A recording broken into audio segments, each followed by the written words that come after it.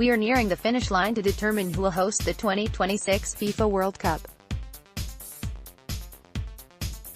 The race to stage the biggest sporting event on the planet is being contested between two contenders, Morocco, and a joint effort between Canada, Mexico and the United States, known as the United Bid.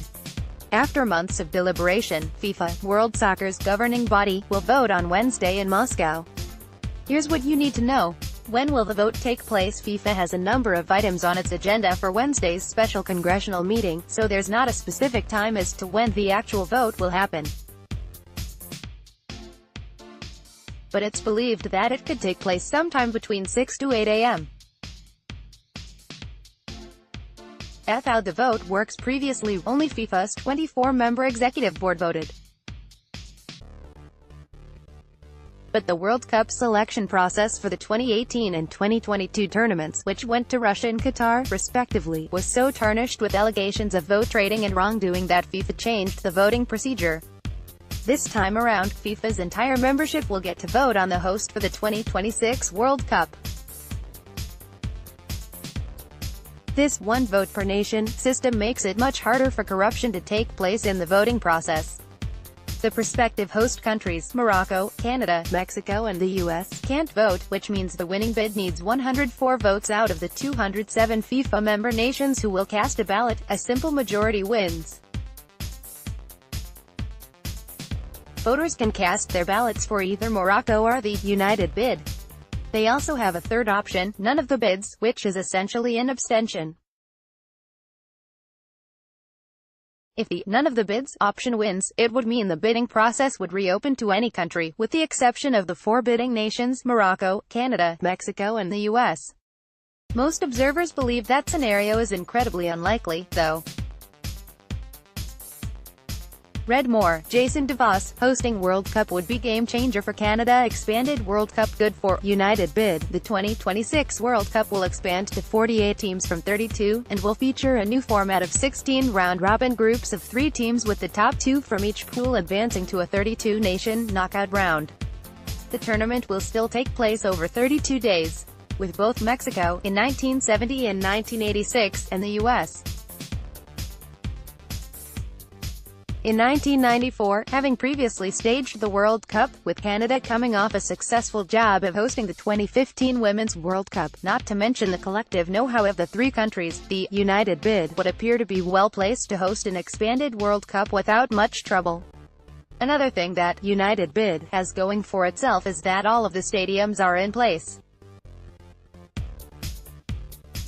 Morocco, on the other hand, has said it will need to spend approximately $16 billion US on infrastructure, which would include building and renovating all 14 stadiums it requires to host the World Cup.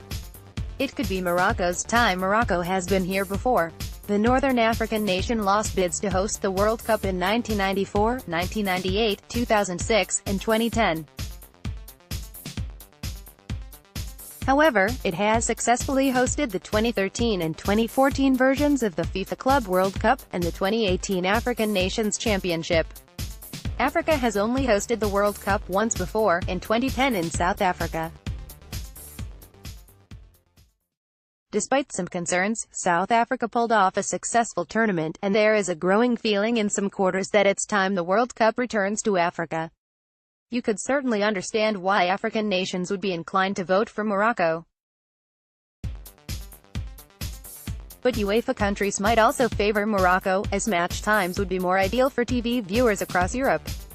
Morocco's proximity to Europe will also make it much easier for traveling European fans to attend the World Cup. And keep in mind that 53 African nations will be voting, more than half of the 104 votes needed to win.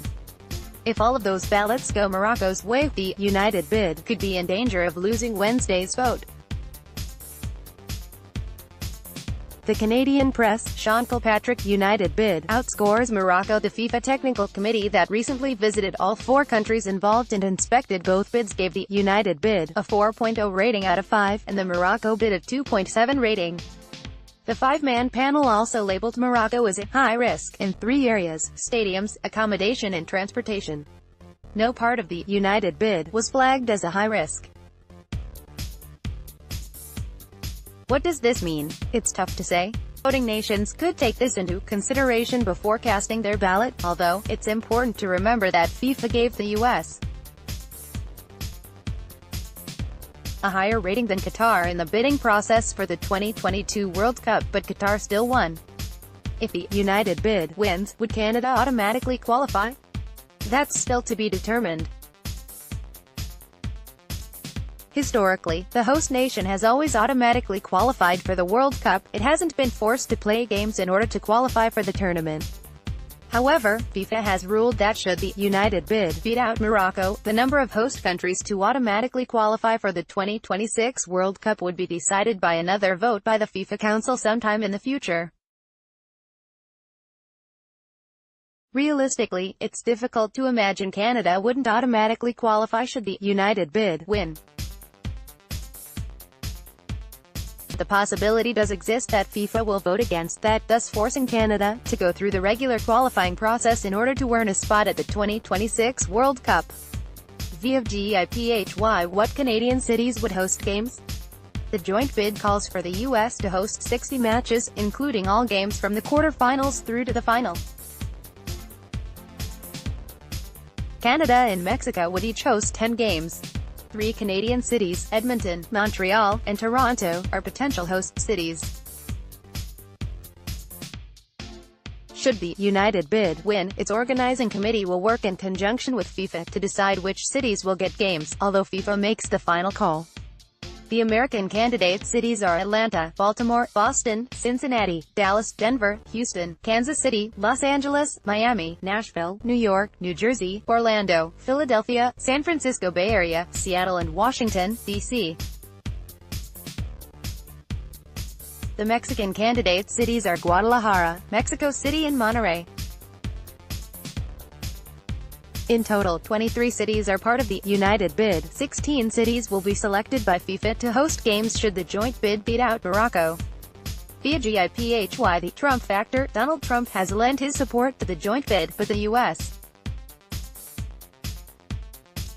president could end up being more of a hindrance than a help. In the past several months, there have been a number of reports, including in the New York Times, Washington Post and LA Times, about how Trump's presidency has led to a general decline in U.S. popularity around the world, thus tainting the joint bid.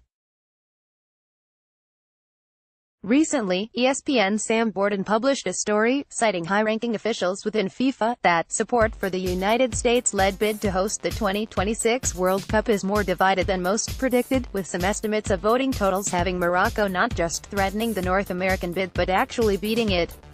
That the African nations might vote as a unified bloc shouldn't come as too much of a surprise, considering Morocco is one of the options. But Trump's infamous comments about some African nations being whole countries, as well as his executive orders that call for travel bans that temporarily bars entry to the U.S. for citizens from certain countries, also appear to be hurting the cause of the joint bid. The Blatter factor. In February, former FIFA president Sepp Blatter posted on Twitter that co-hosting bids for the 2010 and 2018 World Cups were rejected during his tenure. He also backed the Morocco bid, saying, Morocco would be the logical host. And it is time for Africa again. World Cup 2026, co-hosting rejected by FIFA after 2002, also applied in 2010 and 2018. And now, Morocco would be the logical host. And it is time for Africa again. A Swiss criminal proceeding was also opened against Blatter in 2015 for alleged financial misconduct, although no charges have been made as of yet. Blatter first joined FIFA in 1975 and served as president for 17 years, starting in 1998. Blatter's standing is not what it once was, but he still has clout and plenty of influence in the global game. His word carries a lot of weight, and his public support of Morocco will not go unnoticed by any of the 207 nations who have a vote. More about World Cup.